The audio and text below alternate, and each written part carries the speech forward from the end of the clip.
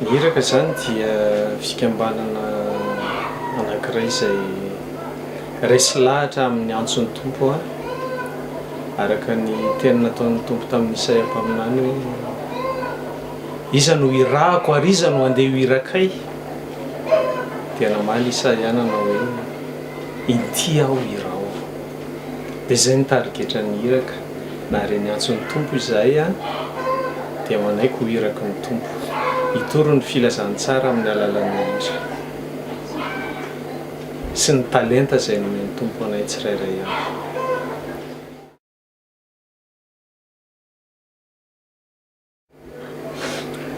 Isan'ny sehatra anankiray izay anehoanay an'izany hiraka nampanaovan'ny tompo anay izany dia misy ny fotoana anankiray izay iarahanay amin'ny FJKM Madera Arivomao.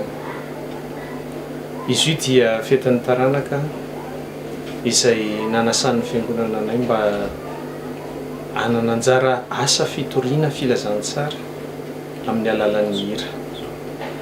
Dia raisinay ampitiavana zany ary mampita an'izany zay ary manentana antsika zanak'ampelezana indrindra amin'ny mafetin'ny taranaka ny eo andro io vao tonga eny an-tanindrazana isika hiaraka idera sy amin'ny voninahitra ny tompo miaraka amin'ny hiraka.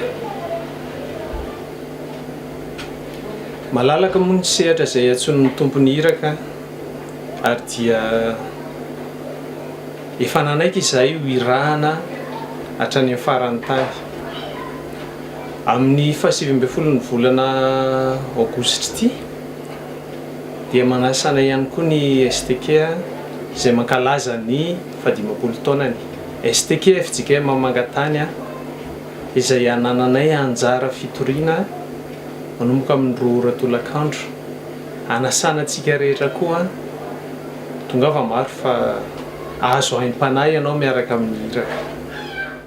Andao idera tompo e!